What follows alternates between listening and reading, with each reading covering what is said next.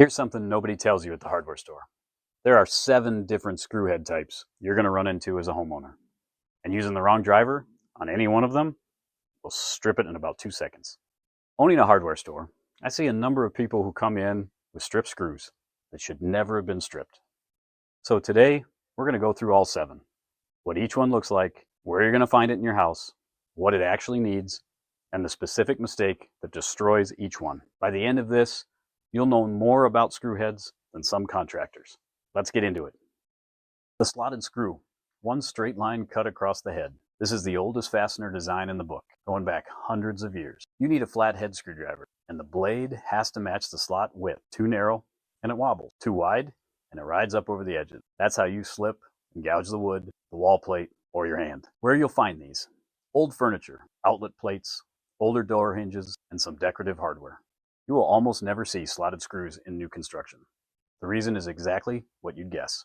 That flat head driver cams out sideways the moment you put real torque on it. It's a terrible design for power tools. The insider tip here: if you're working on something old and the slot is already beat up, don't keep hammering away. Pick up a screw extractor bit, $5 at any hardware store, and it grips damaged heads instead of making them worse.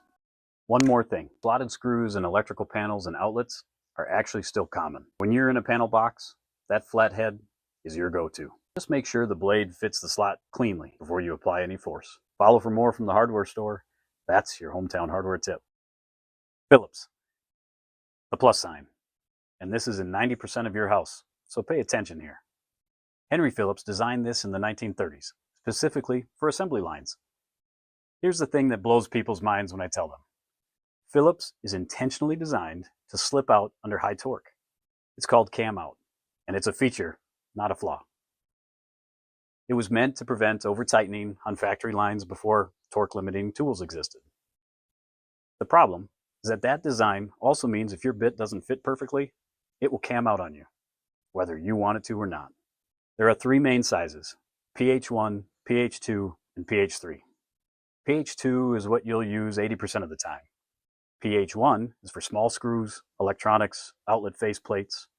PH3 is for large structural screws. Using a PH2 on a PH1 screw is the single most common way people strip Phillips heads.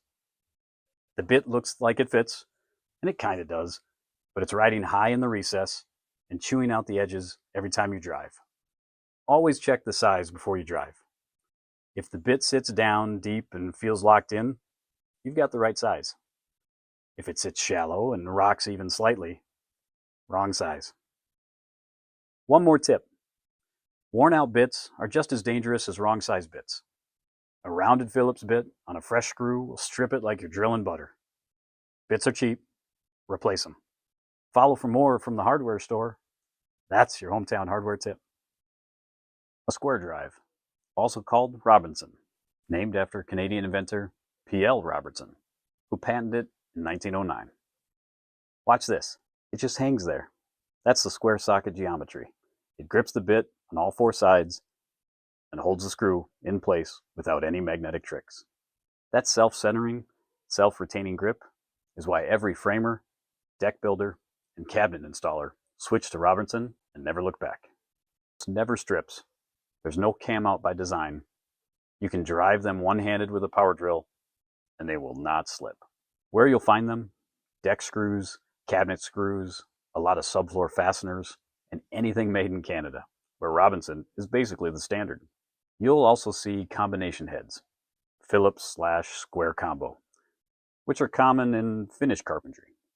Those take either driver. You need a square bit set: S1, S2, S3. Same sizing logic as Phillips. S2 covers most of what you'll see. If you're doing a deck project and you don't have square bits, they are worth getting. Follow for more from the hardware store. That's your hometown hardware tip. The Torx head, the 6-pointed star, and you're seeing these everywhere now. They've been taken over from Phillips for the past 20 years. Torx was developed in the 1960s by Camcar Textron. The 6-lobe design distributes the rotational force across more contact points than any other drive system. More contact means more torque before anything strips. Way more. Torx handles about 3 times the torque of an equivalent Phillips before failing. That's why automotive engineers love it. That's why appliance manufacturers use it. That's why your dishwasher, your dryer, your car door panels, and a lot of newer hardware are all going to Torx. Torx comes in sizes labeled T1 through T100. Around the house, you'll mostly see T10s, T15s, T20s, T25s, and T30s. T25 and T27 are extremely common in appliances. You need a Torx bit set. Don't try to make a flathead work in a Torx recess. You'll round the lobes, and then you're dealing with an extraction problem. The bits are inexpensive. They last a long time. And once you have them, you're covered for basically every appliance you'll ever work on. One more thing, people don't realize Torx bits are also used in decking systems now. Hidden deck fasteners almost always use a Torx because you're driving at an angle and need that no slip grip. Follow for more from the hardware store. That's your hometown hardware tip. Security Torx, also called Torx Plus with a pin, or tamper-resistant Torx. Looks identical to regular Torx from across the room. The difference is a small post in the center of the recess. This blocks a standard Torx bit from seating. Manufacturers use these specifically to keep you out. Game consoles, medical equipment, some appliances, public restroom fixtures, certain electrical equipment. Anywhere the manufacturer doesn't want you opening it yourself. It's not about the screws, not about the screws being stronger. It's a nothing to see here, don't open this message in fastener form. The fix is a security bit set. The bits have a hole drilled in the center that fits right over the pin. Once you have them, Security Torx becomes exactly as easy to drive as regular Torx. Now, a word of caution. Some equipment uses security fasteners because opening it is actually dangerous. Live electrical components, pressurized systems, things with factory calibrations that you can void.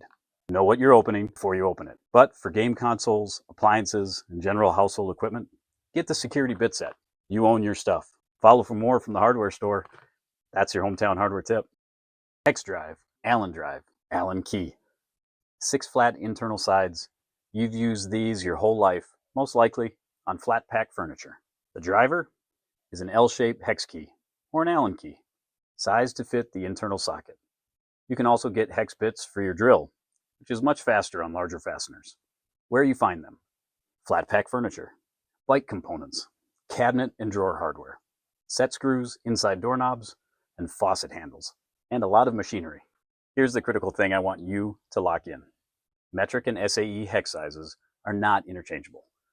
A 5mm Allen key and a 13/64-inch Allen key are close, very close, but not the same. If you force the slightly wrong size in, you will round out the socket corners, and now you have a fastener you cannot remove without drilling it out. Always verify whether your fastener is metric or SAE before you start. European and Asian-made products are almost always metric. American-made products are often SAE, but not always. When in doubt, try the key before you apply torque. If there's any wobble, stop and get the right size. Also, worn Allen keys are dangerous. If the corners of your hex key are rounded at all, replace it. A worn key on a tight fastener is a recipe for a rounded socket. Follow for more from the hardware store. That's your hometown hardware tip. The nut drive. This is the one that trips up the most people. Do I use a wrench or a pliers? Nut drive screws have a 6-sided external hex head, like a bolt head, that you drive with a nut driver or a socket. Where you find these: HVAC equipment is the big one. Furnace panels, duct connections, air handler covers, they all use hex head sheet metal screws, almost exclusively. Electrical panels, junction box covers, appliance access panels, outdoor equipment like AC units and generators. Anytime you're dealing with sheet metal, there's a strong chance you're dealing with nut drive. The tool you need is a nut driver, basically a screwdriver handle with a socket at the tip. 1/4 inch and 5/16 inch cover about 90% of what you'll see in HVAC and electrical work. You can also use a socket wrench with the right socket, especially on bigger fasteners. The mistake people make is grabbing a pliers or a wrench and rounding off the hex head. Once that 6-sided head is rounded, you're in extraction territory.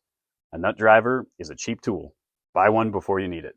Follow for more from the hardware store. That's your hometown hardware tip. 7 screw heads, slotted Phillips, square Torx, security Torx, hex, and nut drive. You will run into every single one of these in your house over the next few years. And now you know. You know exactly what each one needs. The practical takeaway: a good multi-bit driver kit covers the first 6. Add a nut driver, and you've got all 7 handled for under 50 bucks total. That's less than one service call, and it means you're never the person standing in the hardware store holding a bag of stripped screws asking what went wrong. If this was useful, I put out this kind of hardware insider knowledge every week. And drop a comment below. Which one of these have you stripped before? I already know the answer for most of you. That's your hometown hardware tip.